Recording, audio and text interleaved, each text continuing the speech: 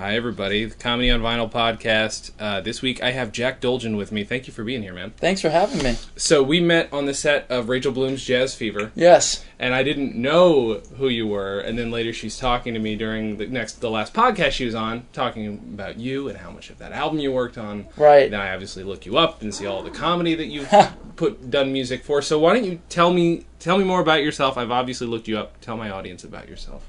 Well, I've been in LA for almost 4 years now, and since moving here, I've been doing mostly music for TV and movies and commercials and comedy music. Yeah. So that all more or less started when I moved out here. When I was in New York, I was in New York for 10 years before I moved here. I was doing sort of more just like I was in a band and touring and doing that kind of stuff, mainly just music. Yeah. Every once in a while I would do something for like TV. Yeah. But it was pretty rare. So the comedy music stuff started, at least in this, in these last 4 years with Rachel, Rachel Bloom, who you've had on your show. Yeah.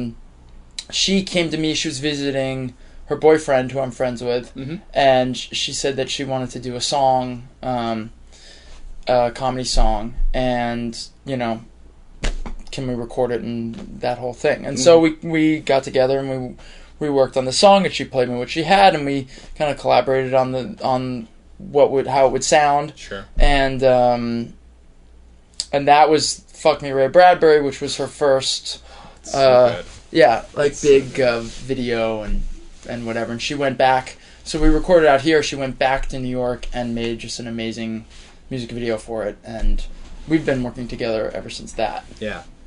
What is it, just because you've known comedy people that you've gotten into comedy music, or was it something you'd wanted to do? I guess I've always been into comedy, but that seems like the most like ubiquitous thing ever. Like, who isn't into comedy? You would think so, but I meet some people who don't seem like they're into music, and that always blows my mind. So right. Okay, yeah. So some people just aren't humorous, which is odd. So it does shock me, but no, I understand what you're saying. I mean, comedy was like definitely the first. Comedy and music were the two things that like sort of blew my mind when I was little. Which again, I don't think is that entirely uncommon, but. But for me, it was Michael Jackson and Motown stuff and Chuck Berry on the music side. And then it was Mel Brooks and Woody Allen and Jackie Mason on the sort of comedy side. Yeah. So when I was young. And then of course, is like, I'm like 31 now. So by the time I was like in middle school... that's when those Adam Sandler records came out, and that was a combo, and Weird Al was getting like really big. I did my first comedy song when I was, I think, 9 or 10. I wrote a parody of Black or White, the Michael Jackson song that was dark or light, that was Thanksgiving themed, and I called it into the local morning radio station on Thanksgiving, and I sang my darker light parody on that's fucking amazing. The radio. Holy shit! How did they receive it? I mean, I think I can't imagine what they were thinking. Like, what? First of all, what? Why even do that? And then I was a little kid, so I probably sounded like a little girl, right? Just singing with no music, just singing these like parody lyrics I wrote. That's amazing. But I really didn't do anything much after. Oh well, when I ran for vice president of my student council in 5th grade, and I wrote a parody song of Ice Ice Baby that was called Vice Vice Baby, because I was running for vice president. Holy shit. And I had like a couple friends of mine like dancing. That's amazing. So other than that, I didn't really do any other comedy music after. I guess I did a little, like I used to do theme songs for my friends. Where like I had a couple friends who had a blog, and they they heard a theme song that I made for another friend's pilot. Okay. I made a theme song for his pilot. And they heard it and they were like, we want a theme song for our blog. And so I made a theme song for their blog that was just sort of like joking about them. Mm-hmm. And, you know, I used to do stuff like that and just like entertain my family with like making up songs and making fun of everyone in the family during holidays and stuff like that. But I never really took it seriously or thought that I was going to like make any sort of money or career out of doing comedy, and certainly not comedy music, you know? Right. I was interested in, like, improv and stuff when I was in high school, but I didn't really have access to anything of quality, you know? It was, like, really lame, cheesy, like, local, like, theater and improv. We had an improv theater there that was just, like, I took the classes and did the shows and was like, this is so lame, I can't even do this. This is bad. So nothing like how, like, you know, people like Rachel who have, like, gone through, like, amazing, like, you know, training at UCB and places like that. Where are you from originally, then, if you're in New York for 10 years? I grew up in Tucson, Arizona. Really? Okay. Yeah. So, what was it as... It always, when I hear people talk about growing up in the desert, it always seems a little bleak, and I don't know if was it the case for you, or is it? Well, it was very sunny. Sure. And you're outside all the time, and yes, it was extremely bleak. My internal experience was bleak. My external experience was difficult to relate to. Yeah. Yeah. You know, I mean, and that's really, you know, thinking about the 2,000-year-old man. Thank you for bringing it back on point, by the way. That is what we're talking about, the 2,000-year-old man. Yeah. 2,000 Years with Carl Reiner and Mel Brooks. That was one of the first things that I heard that was funny, you know. Like, and when I heard that, it really, like, a bell kind of went off in my head, because growing up in Tucson as a Jew, I didn't really, you wouldn't know it that I was Jewish. I was blonde, and I had blonde, blue eyes, and straight blonde hair. Then, I mean, I was, like, I might as well have been, like, in training for, like, the Hitler Youth. but my experience, like, in my home and culturally and just personality-wise was extremely Jewish. It was really born out of the culture of Judaism. Not so much the religion, but just the culture. Yeah. And I felt one of my earlier sort of senses of self was definitely like, where am I? Like, I don't fit in with what's happening here. Like, all of these kids that I'm going to school with they're very tan, you know, and they're wearing shorts and t-shirts in the winter, and I'm in, like, a parka because my mom thinks I'm going to get, like, pneumonia if I don't, like, I mean, I was basically dressed for, like, the Alaskan winters, and it was, like, low 60s, you know, and, like, these kids are running around, they're always healthy, I'm always sick, they're free, I'm not... Yeah. You know, I just felt, like, extremely, like, different, and I didn't fully understand what that difference was. Yeah. And then I heard the 2,000-year-old man. And I started to be exposed to Mel Brooks movies, this record, and Jewish humor, Jewish comedians, and I was like, oh, I'm this thing. That's the thing that I am, and I just happen to have been plopped down with all the cactus and the sports, you know. And I tried to connect with the sports and the running and the stuff, and I was terrible at all of it. I enjoyed it, but I was bad and emotional, and I could cry if I didn't make the basket, and you know, like kids were going out into the desert and like trapping snakes, you know. I mean. Jesus. And I'd be like, you trap snakes. I'm going to hang out with your mom. She's got the candy drawer open. We're going to watch some soap operas, you know. Days of Our Lives is on. She's making grilled cheese. If you bring her back a snake, let me know. Right. So that was kind of the contrast. Yeah. And thanks to these guys, you know, thanks to like Mel Brooks and actually thanks to my dad, you know, I got exposed to this sort of culture that I somehow belonged to, even though I wasn't necessarily surrounded by it in the way that I would have been had I been born as I should have been, a baby boomer Jew in Queens. Right. You must have known some great men in your time. You did travel throughout the world. I knew the great and the near great. Could I ask you about some of these? Certainly. I'll tell you the true whether I knew or not. For instance, people are very interested in somebody like Joan of Arc. A lot has been written about her, and we read a lot about her. What a cutie. Joan of Arc. You knew Joan of Arc? I went with her, dummy. I went with her. Nowhere in history do we know of Joan going with anybody. Well, they don't print that. They don't print everything. You didn't marry her? No, I didn't marry her because she was on a mission, Yes. She used to say to me, I gotta save France. I used to say, I gotta wash up. You save France, and I'll see you later. After you'll save France, I'll wash up, How did you feel? Her in her way, me in mine. Yes. How did you feel about her being burnt at the stake? Terrible. See, I didn't know. So were you a very religious family then? No, we weren't that religious. It was just, and I think I think somehow the most culturally Jewy out of my family. Yeah. I'm the least religious, but I'm definitely the most neurotic. I'm definitely the most obsessed with death. I mean, I don't know. It's there. Some of them really get by, but I just really related to Jewish humor. It spoke to those discomforts and insecurities that I sensed inside. Yeah. Yeah. Even an album like this, which is filled with him doing characters, I feel it still bleeds through. Oh, absolutely. I mean, they didn't. They started doing this routine at parties, right? And they didn't want to record it because they thought it was too Jewish.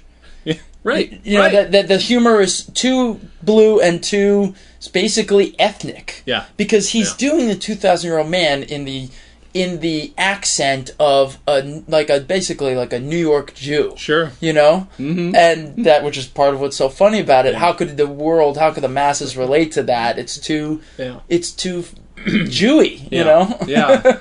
But the world was clearly ready for this. Right. And and what's funny too is, I listened through it again, and the bits are they're of indeterminate lengths. It could either be a minute, it could be a 10-minute riff. Right. They're not necessarily filled with laugh out loud stuff, but the audience they're killing with the audience.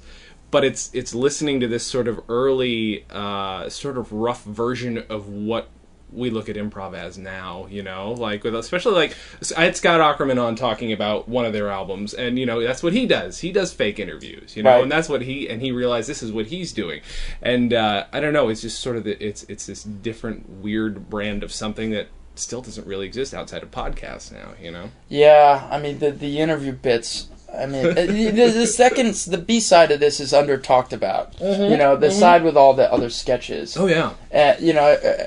I think a lot of people know the 2000 Men, but not everyone knows the B side sketches. And these interview, I have all these friends who are UCB people, and they're so much smarter and better trained than me in the world of comedy, and you always hear about game, Yeah. And then it's just exactly what Mel Brooks is doing in these little sketches. Yeah. He's just grabbing onto that one thing, Yeah. And not letting go, regardless of how peculiar or absurd it is. Right. And of course, it almost always somehow comes back to some sort of Nazi obsession. It certainly does. Why is everyone a German? I love the Peruvian. The Peruvian brilliant. Is a genius.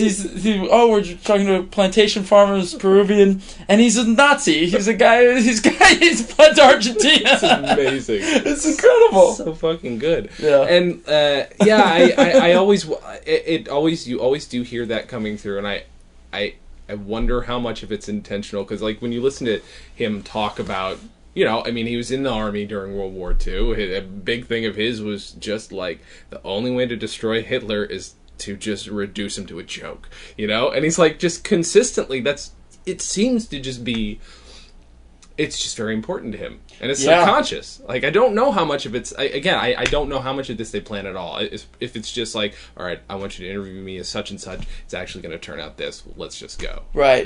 Well, there's certainly, Mel Brooks is so smart, so is Carl Reiner. Mm-hmm. And these guys were working through, I think they were working through trauma. Sure. They were dealing with trauma and sadness and darkness and all the things that we try so hard to avoid, sure.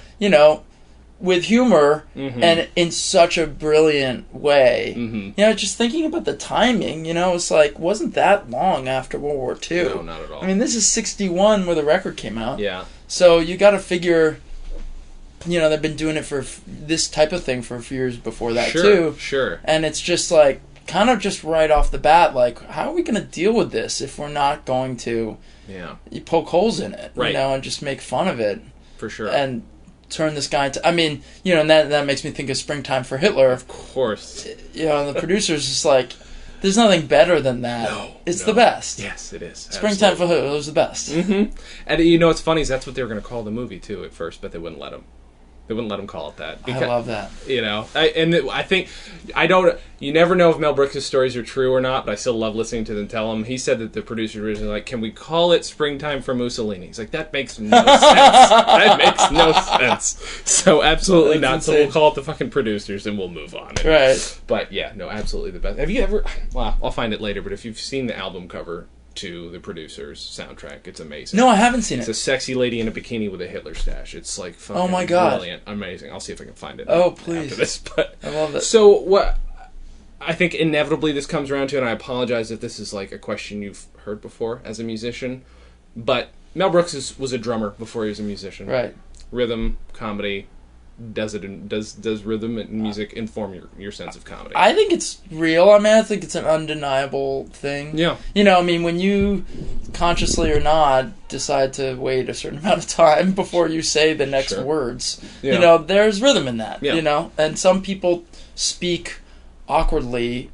You can hear someone speak without rhythm. Sure. You might not notice it until you hear someone speak with incredible rhythm. Yeah. And that's, like great orators. Mm-hmm. They have a rhythm, you know? So it's sort of embedded in just communicating in general. Mm-hmm. And so I think it makes sense that it's part of comedy as well. But I don't know if it's something you think about. And I'm not sure how literal the connection is between music and, like, comedic timing, but maybe it's sort of just in there, just in the same way that some people can kind of keep a beat, and some people they're just not as naturally inclined to it. Sure, I don't know. I mean, I think Mel Brooks's delivery is very rhythmic. He's got a really rhythmic kind of I mean, now this is going to sound pretentious, but it does almost have like a jazz groove to the way he like delivers. It's got like a swing and it's got like a boom. It does, absolutely, and that's what he talks about. I've heard him talk about that. Really? Yeah, and that's why I'm always interested to listen to musicians talk about comedy, because I think there's a little overlap, maybe a bigger overlap than we realize. Well, I definitely think. I mean, there's definitely a thing about where musicians wish they were comedians, and comedians wish they were musicians. There's some crossover, Yeah, for sure. You're lucky when you get to do it. I feel like, because I Weird Al is a god to me. Rachel Bloom is, and I say this not in a kiss-ass way, is like my next favorite musical comedian. Like, she's a genius. I agree. I mean, Rachel. I work with Rachel all the time. She is. It's not hyperbole to say that she's brilliant. Yeah, like, she really is. She is a genius. She did make like she would have a weird. She would like if you tested her, she would. It would be like, oh, you're some weird genius. Like, she's amazing, and her. She's so sharp. She's so comedically skilled. Her mind is so like limber and creative, and she knows how to ground things, and ground her sort of sometimes wild ideas.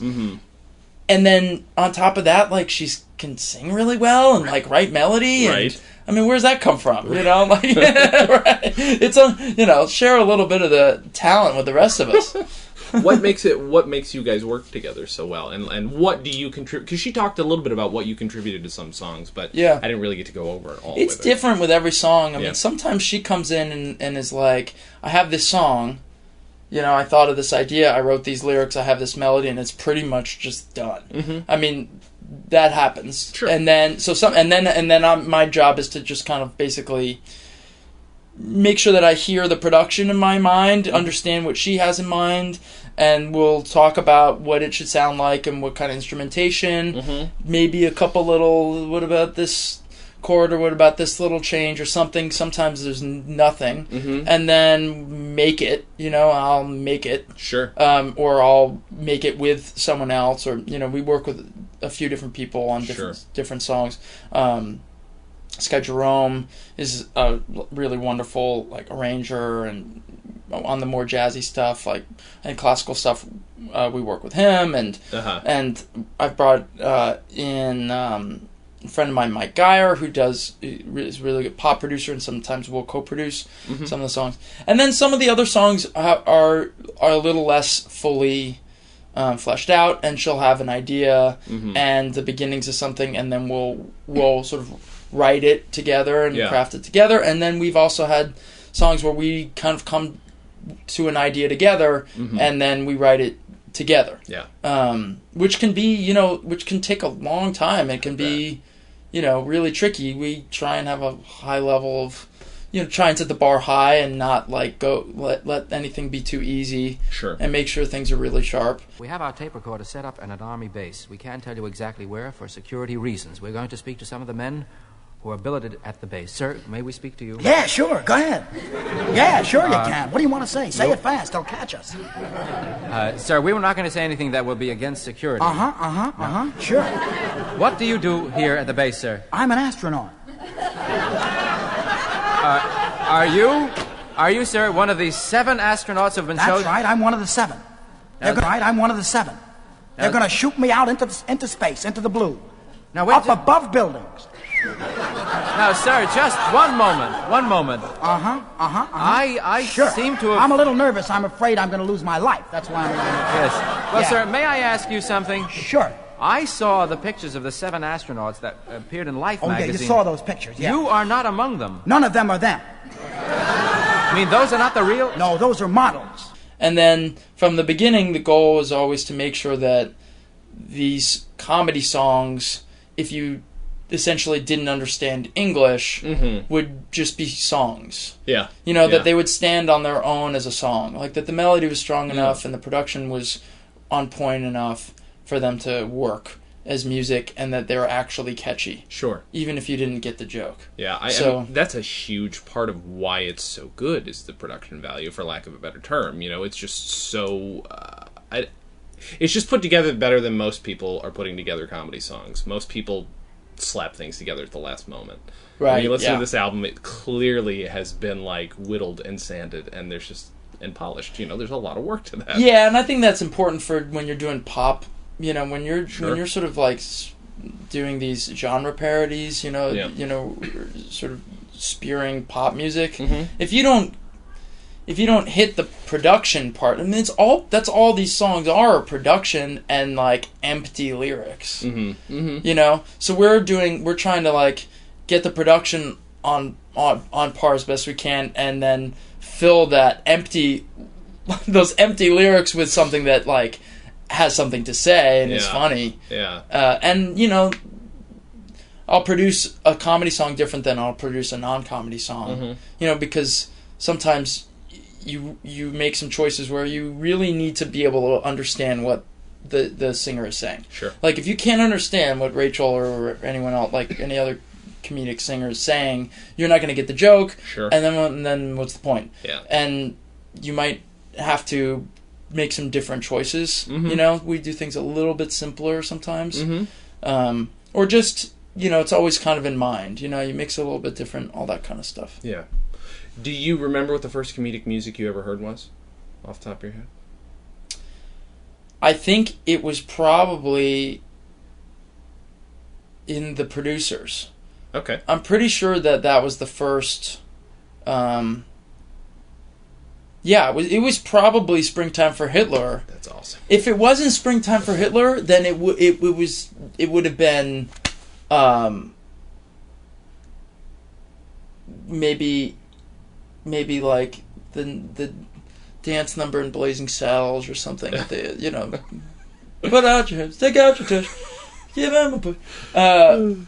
But I think it was the producers. That was I was lucky in that sense because my dad was just like, he had only had a few things to like pass down to me culturally, and he passed them down very well. And it was like, all right, you're a girl, you're this like weird Aryan looking blonde Jew growing up in Tucson. You're gonna like idolize Mickey Mantle and the Yankees. And my dad grew up in New York. My dad had that, you know, that New York baby boomer Jew experience. You're going to idolize the Yankees and Mickey Mantle, and you're going to be obsessed with Mel Brooks. And we're going to sit and watch these movies over and over and over again. That's so good. And you're going to see, you know, you're going to... And they gave me like Jackie Mason tapes. I mean, it's like the Jewiest thing in the world. It's like this little kid. I mean, I was 6, 7, 8 years old, and I would alternate between my La Bamba tape, my Michael Jackson tape, which was probably off the wall, and the Jackie Mason cassette, and the 2,000-Year-Old Man. That's amazing. Wow. Did you have the vinyl at the time? Yeah, we had the vinyl, but, you know, I was the child of the 80s where it was like, no one gave a shit about it anymore. So it was like, so we didn't listen to the records. We listened to tapes. Yeah. So you were that young and he was introduced and letting you watch those movies? Oh, the first stuff I remember, for sure. Oh, my God. Yeah. Just the language. My parents wouldn't let me watch Blazing Saddles until I was like 16. Really? Yeah, by the time I saw it, I'm like, you fuckers, this is my favorite movie of all time now. Like, of course, I mean, just because of the words. Just because, you know, that's it. They didn't care. They knew I would get it once I was old enough. But my parents were just, like, really liberal. Yeah. They still are. They're very liberal. Yeah. And my mom is, like fuck this, fuck that. Like, I grew up with a lot of like cursing, and farting, and like, you know, it was just, I don't know if they had quite the same. I don't remember them being stingy with media, you know, or really anything like that. And I don't remember it being that big of a deal to me either. Yeah.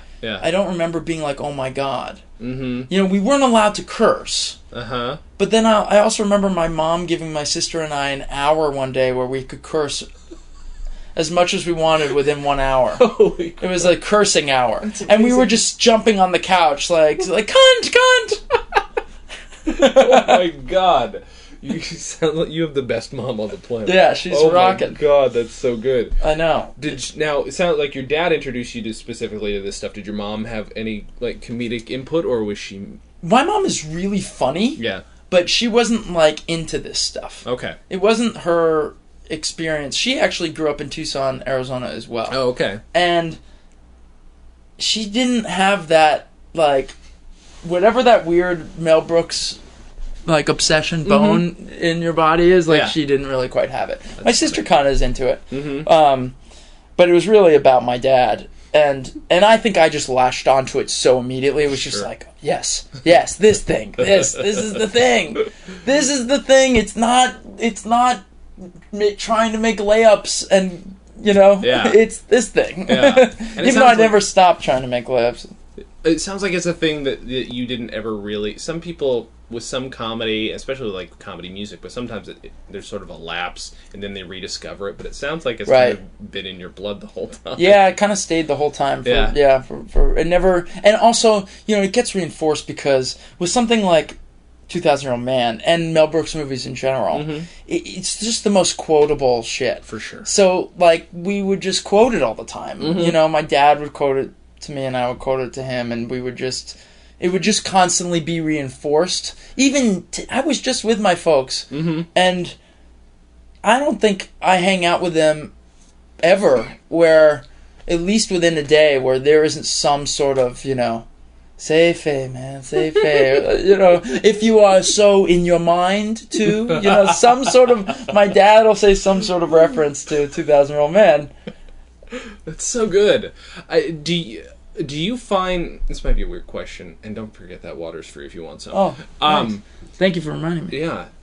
I don't know how I even phrase this. For me, there's this, as you can probably tell, an incredible comfort in comedy. Yes, I'm looking at a room filled with comedy albums on the wall, photos, posters. There's just way too much shit in here. This apartment is filled, but oh, this is your apartment? Oh, I thought this was a store. Like a thrift store, right? You can see all the fucking cameras out there. It's great. But like, do you? But I don't feel the same with music. Although obviously, you know, I'll find my moments where I desperately need music and I need it to make me feel a certain way. Right. Do you look at it in the same way, like a drug that I do? Do you find like that you need it in the same way sometimes? Comedy or music? Both. Well, you know, I have a weird relationship with music. I was so obsessed with it when I was young, and I mean, I was really, really obsessed with Michael Jackson. Like, yeah. Like, I would have loved to have been molested by him when I was, like, young. Like, I think if you had told me, like, little 3-year-old Jack, like, you're gonna go get inappropriately fondled by Michael Jackson right now, I'd be like, yeah, Christmas came early! I just loved Michael Jackson, and I wouldn't leave the house without my sparkly glove and, like, a microphone. Fuck. And yeah, I was, like, obsessed. That's amazing. So, like, I latched onto it really young, and dancing was always a thing in my house. My sister was older than me. We grew up, like, watching MTV, and she would just dance, and I would try and keep up. Yeah. And everyone was always dancing in my house, and we listening to music, and my parents loved to dance, and it was just, like, a very music sort of friendly space. So it wasn't something I had to find on my own. You know, I didn't have to, like, go in my room and be like, I need to find a respite. Right. And it's going to be music. It was like music was already there. Sure. You know? And as I got older and I became a teenager, it started to mean different things for me, and it started to be about, you know, that aggression and creativity and whatever, you know, trying to be cool. But when you turn something that starts out as like a passion into your work, you know, and you start, like, I was in a band, and now we're touring, and now we're putting out a record, we're trying to be successful, and now all of a sudden, like, it's like, it starts to really taint the whole thing, you know? And I developed a strange kind of love-fear with music. Okay. Where I love it, but I'm kind of petrified of it. Like, I'm afraid.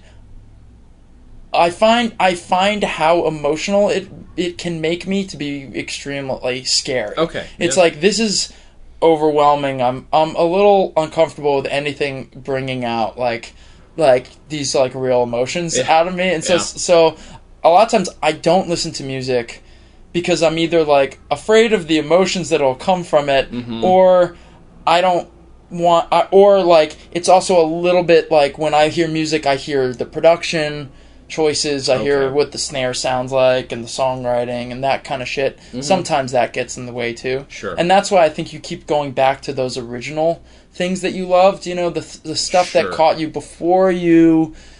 But for me, it's like the stuff that caught me before I was thinking about how's this song mixed, you know? Yeah. Which is like Bob Dylan and things like that, you know? What is your name, sir? Corinne Corfu.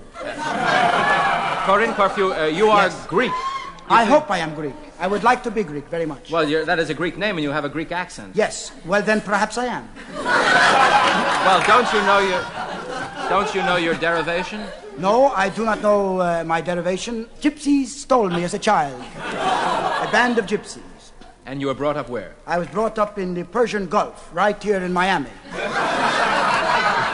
It's the Persian Gulf. No, it's a gypsy tea house. The restaurant called the Persian Gulf. I would like to talk to you about your paintings. Now, yes, you certainly may. It's my life. Color and art. I love art. They are very unusual. I noticed that... God bless you for your perceptions. I noticed one... You also... you sculpt, too, I noticed. Sculpting and painting, all the arts. There is a metallic sculpture there that is very interesting. Yes, metallic. What do you call that? It's just a series of wires in a grid-like effect. What you mean above the door? Yes, what do you call that? Yes, that's called the air conditioner.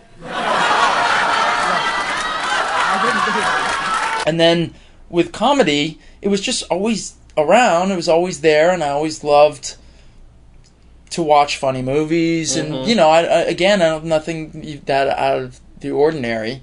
And having friends meant engaging in comedy. Sure. You know, I mean, that's just like what having friends is. It's just like you find friends who you can make fun of, who will make fun of you, and then you could together make fun of other people. Yeah. And you go through like that in various like degrees of viciousness. And as you get older, like, you eventually are able to like do other things or whatever. Sure. But it was all about music. With my, you know, growing up in high school, it was all about music and talking all night about going to the record store and then listening to that CD and then talking all night on the phone about it. Yeah. And like lamenting a girl and then giving each other shit all day long, you know? Yeah. So I guess comedy, in a way, and maybe to bring it together, comedy music is kind of an escape, because doing comedy music is a way of doing music without like wanting to cry, you know? Like, it's a way of like having music in my life without like me having to tear my fucking soul out, dice it into pieces of verse, chorus, and bridge, and then try and stitch it back together and go to bed and pretend like everything is fine. I just wrote a song, no big deal. You know, we write a song about like, you know, showing your dick to people, and it's like, oh, that's fine. That's easier. Am I wrong? Is your voice on the Rachel Bloom record somewhere, or? I think I'm on some of the sketches. Yeah. Maybe in a minor way. Because I'm now your voice is echoing something on the album, and I can't. It's gonna fucking drive me crazy. Let's see. What was I gonna ask you next? Son of a bitch, I'm sorry. You're just entertaining me. I'll also just add that I've been, like, really lucky to have really funny friends. Yeah. I mean, I can't tell you how, like, awesome it is to be surrounded by, like, a core group of friends who are all not only just super funny, but really good people. Yeah. You know? They're not shallow, empty fucks. They care about things that matter. They have heart. And they're really very funny, you know, and I don't know, I kind of lucked into that. Like, I get to just, like, be friends with all these really funny people, you know? It's like, I don't know what, lucky me. Right. You know? No, yeah, and you're in the right place for it. Yeah, and they all hate themselves, at least a little bit, sure. Which is good. Of course. Yeah, a friend of mine says he can't be friends with anyone who doesn't hate themselves at least a little bit. I think that's reasonable. And they are okay with the fact that I despise deeply myself, which is nice, generous of them. Yeah, it's hard to meet a musician who can sort of admit that. It is. It's, and again, I think the comedy thing doesn't hurt. Do you? So you already said that you sort of made friends. Comedy and friends are. Do you remember the first thing you made friends? Did you make friends over a piece of something where, like, hey, you like this too, now we're friends? Did you ever have any? Yeah, definitely had that in like in music. You know, like I kind of like did an overhaul of my friend group when I was like 14, 15, and I was like, I like this kind of music. I'm going to be cool, and I got to hang out with only the people who listen to this kind of music, sure. And I'm going to join this cult, you know, I'm just going to join this group because I have no true sense of self. And so I did that, and luckily we all grew together, and we actually, you know, everyone was great, and we remained great friends. But as we would add new friends, you know, I think you initially bond, as horrible as it is, it's like you bond, like the first thing you bond over is making fun of someone. Sure. Being like, look at that fucking asshole over there. Look at him with his hat. Doesn't even know what a fucking look at it. Walked out of the house with that. I guarantee you he's going to be like, what's up, bro?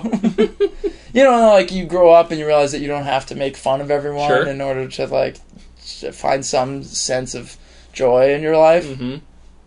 I've been told that. Right. But, you know, that bonds young boys, I guess. I don't know. It's terrible, actually, when I think about it.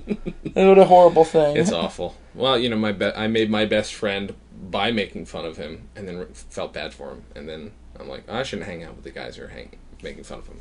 And then we hung out.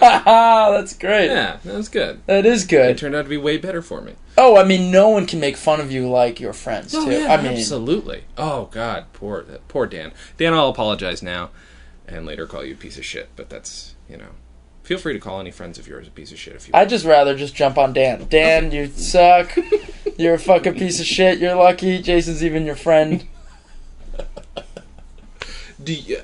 Okay, so let's talk about some other Mel Brooks stuff that... Sure. That, unless there's another bit you want to talk about on here, but I always like to leap off to other stuff that you like. Whatever, yeah, let's do it. Okay, so what's your favorite Mel Brooks movie? Usually I say The Producers. Yeah. But I think it could easily go Blazing Saddles. Mm-hmm. When I was younger, it was Spaceballs. Sure. I mean, I saw Spaceballs, and actually, I saw Spaceballs before it came out. Yeah, really? Yeah. I saw my uncle was in the movie business, okay. and I was visiting him out in L.A., and he had a little screening room, and he showed Spaceballs for everyone. Fucking awesome. I had no idea what I was getting into. Sure. I hadn't even seen Star Wars. Okay, yeah. I just saw Spaceballs. So I'm sitting there, and I was like, this is the greatest thing of all time. This is the funniest thing of all. Nothing has ever been funnier. I probably didn't even get half the jokes. Sure. You know? Yeah. And it's all puns and, Oh, God, yeah. Which I really love. Sure. You know? Sure. I know a lot of people don't like puns, but... I love them. Yeah. I do love them. I think they're healthy. Mm-hmm. They're good for you. Agreed. It's like fiber. You have to... Fiber. Yeah. It's important to have fiber in your diet. Mm-hmm. Like, you have to get shit out. Yeah. That's what puns are. Like, you have to, process the shit and then shit it out of your ass. When's the last time you watched that movie? Do you still like it, I guess? I do still like it. Yeah. I've watched it within the last couple of years. Yeah. I could watch it in my mind. We've seen these movies so many times, it's like, you know every line. Yeah. And, I realize the corniness of it, but I also think that's the beauty of it. I mean, it's corny because corny is funny and whatever. So that was a fave for a long time. Mm-hmm. And then, I even really like some of the deeper cuts that are a little less popular, like Silent Movie. Sure. I mean, when I saw Silent Movie, that kind of blew my mind too. I was like, this is a crazy, so good. So good. And, I liked Men in Tights too. Yeah. Yeah. I mean, again, it's, whatever, it is what it is. Right. I remember hating Life Stinks. Yeah. And being like, this sucks. Yeah, it's too bad. I was super disappointed. Yeah. But I think The Producers is the best. Yeah. If you could only keep one, you keep The Producers. Sure. The performances, I mean, yeah, you can't beat him, and it's just unbelievable. He's also got this formula, which maybe is not entirely strict, but he's talked about 3/4 of the way through the movie, he gives you a musical break. And I think that really is perfect for those movies. I mean, the music is so memorable in Frankenstein, The Producers, and Blazing Saddles, at least, just to name it. And History of the World? One of my favorite comic songs of all time is in History of the World Part 1, which is the Inquisition song. Oh, yes, right, of course. Duh, what am I fucking thinking? That's amazing. Isn't that I think that's his best, that song. Oh, yeah, absolutely. And the choreography, the performances, the nuns diving into the pool and becoming synchronized swimmers, the pounding percussion on the rabbi's knees. Oh, wrong. Hey, talk about it. What do you say? This is the best. You can't talk about anything. Fuck. And that's a good pun. I don't care what anybody fucking says. Right. That whole song. Oh my god! Now you got me thinking. I'm gonna have to rewatch that fucking thing. Yeah, that was the one I've rewatched most recently. Yeah, and look, it's not The Godfather. Nope. And it's chunky, and it is what it is. But it's so goddamn funny. Oh, and I'm still to this day waiting for Jews in Space, which is teased at the end. Yeah, I realize that Spaceballs is that's sort of what Spaceballs is. Yeah, but at the end, coming soon, Jews in Space. So fucking good. Jews in Space and then Hitler on Ice, right? Both at the end of that. Yeah. So fucking good. Yeah. And then Jews in Space, that song becomes the Men in Tights theme, if I remember. It's basically the same. Really? I'd have to listen to that. Jews in Space. I don't know. I have to listen to it again, but I'm pretty sure Jews in Space. I love the Men in Tights song, too. Yeah, it's great. No, it's really good. I get that in my head sometimes, just randomly. I know, and honestly, I will just say it's like my least favorite of his films outside of Life Stinks, but there's some things that stick in my head, and it includes most of the fucking music in that movie. He's such a great songwriter. Yeah. I mean, he's just great. He's absolutely great. We've taken our portable tape recorder into the jungles of Argentina, and we're going to speak to the coffee plantation owner, a Spanish gentleman who calls himself Senor Lopez de Vega Diaz. Senor Lopez, how long have you been a coffee plantation owner? For a number of years here in Argentina. Your name is Lopez de Vega Diaz? Yes, whatever. What we said. Just a moment, sir. I'm a little confused. Your name is Senor Lopez de Vega Diaz. Is that a Spanish accent you're affecting, sir? Yes, my parents were born here on the plantation, and I was here in 1926. We won the plantation. In 1932, we won the rights to all the peripheral areas in the plantation. Now, sir, and started growing the coffee beans in 1935, sir, the production of beans. Are you Spanish? Yes, well, what? You don't look Spanish to me, sir. You're wearing a white linen suit and the broad-brimmed hat and a little... Poland in 19 days. The Spanish took 19 days. I don't remember the Argentinians. The coffee beans. The coffee bean can be grown and matured in hothouses in 19 days. Okay, did you see the producer's Broadway show? I did. Yeah? What did you think? Yes. What's your opinion of it, out of curiosity? Well, I loved it. I mean, I saw it when it first opened. Yeah? Oh, really? Yeah. You got to see it with the original cast? Yeah. Oh, fuck. I really lucked out with that. Because, I mean, my dad was so excited. Sure. You know, there was no way we were missing that. It Right. was just like, you know. That's amazing. Yeah, and it was great. And it was great. It was really good. I thought it was awesome. Yeah, I love it. So, I mean, I'm down, you know. I didn't dig when they made a movie out of the musical because it didn't feel as tight. That made no sense to me. Yeah, it's just like, it just didn't work. It didn't work. And I can't think of anything less than necessary. Yeah. Oh, yeah. Like, well, I mean, you know. Like, why? Money. Right, I mean, obviously. Yeah, why not? But, like... Does Mel need the money? Does Mel really need the money? I mean, I think enough has come out, like, recently where you see how, like, Mel and Carl live, where, like, they don't need the money. They're, you know, Cantor's is only so expensive. Yeah, right. You know? Yep. I love... That's the other thing about these two guys, too, is, like, they start out, like, doing this shit at parties. They get famous because of this. Obviously, they'd already been working on Your Show of Shows and all this other stuff. Which I love as well. Oh, so fucking good. Yeah. But then, like, now they hang out, like, every day. Like, they're best friends. I like, know. They always hang out. Like, it's fucking adorable. It's the most beautiful thing ever. I wish I could watch them with binoculars. I'm sorry, Mr. Brooks, if you're listening. I know I've tried to get you on the podcast before, and this will be the one thing that makes you never come on.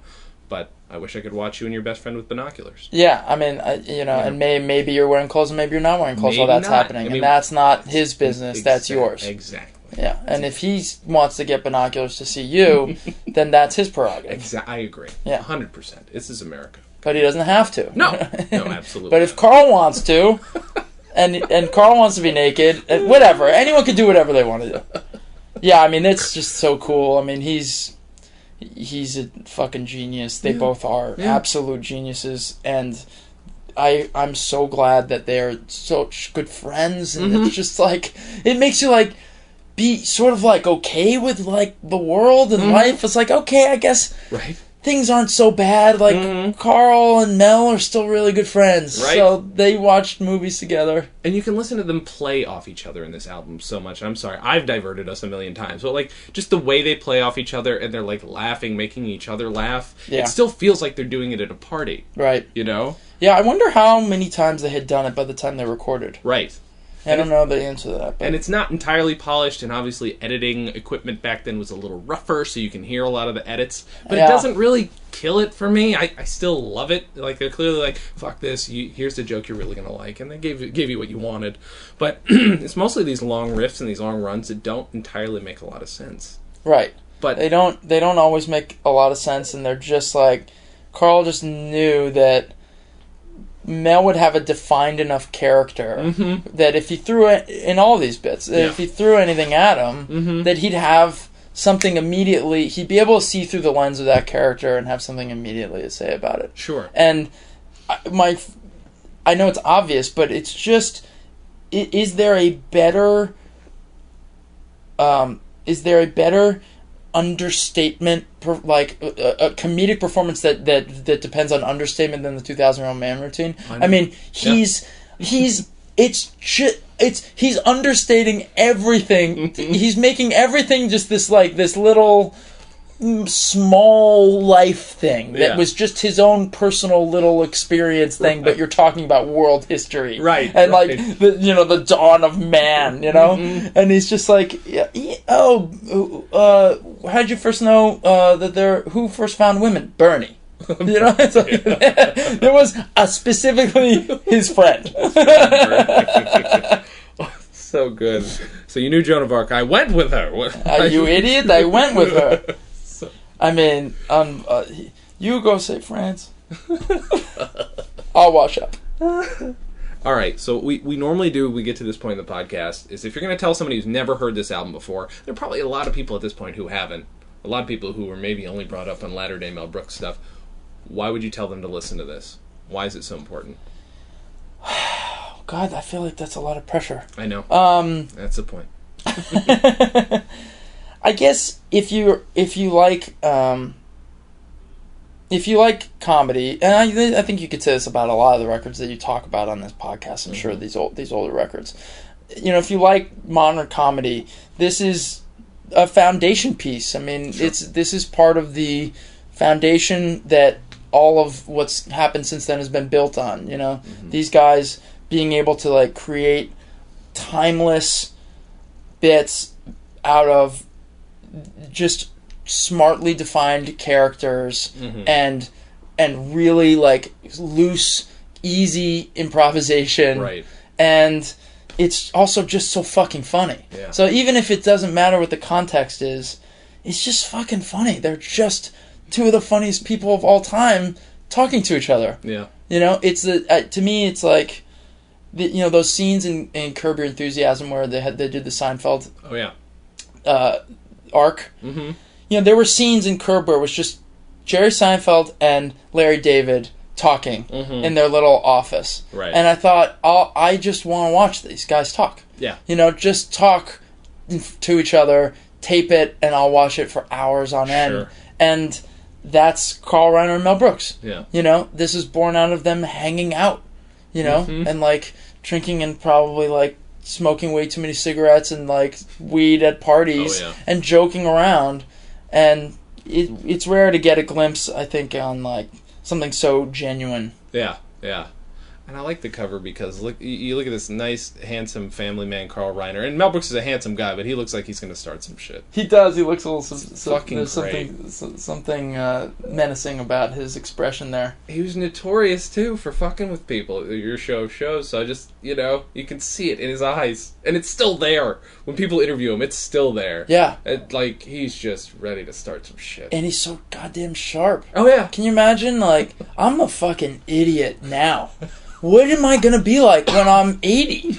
I'm going to be mush. I mean, I'm going to be absolute mush. I'll be as sloppy as the fucking oatmeal dripping down my face. Mel Brooks is up there, like, with zingers, I know. I don't get it. It blows my mind. Yeah. Thank you so much for doing this show. Thank you for having me. This has been awesome. Plug whatever you'd like to plug right now. Twitter, albums, your website. Okay, Twitter, I'm at Jack Dolgen, JackDolgen. I'm on Twitter. I'm on. Website is jackdolgen.com, which isn't that exciting. There's just some stuff that I just post stuff that's happened. And I co-host a podcast with my friend Doug Mand called Duty Calls with Doug Mand, and that's a podcast that's about shitting yourself and needing to shit and hoping that you don't shit. And every episode is a comedian, a writer, or actor, or performer coming on telling a shit story.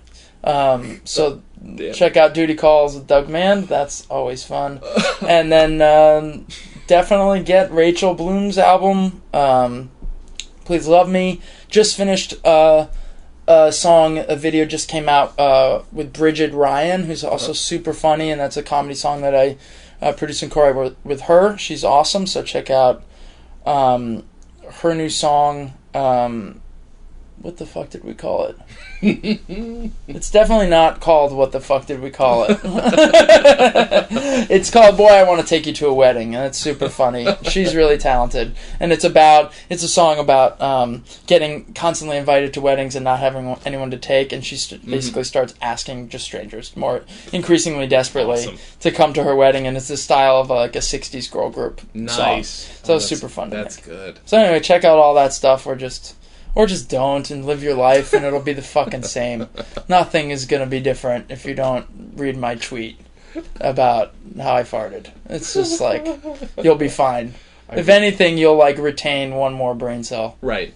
So basically what I'm saying is don't listen to anything I've done, don't watch anything I've been a part of, and don't read anything that I write. Until next time. Well, thank you again. Thanks, This has been awesome. Everybody, thank you for listening, and as always, have a good thing.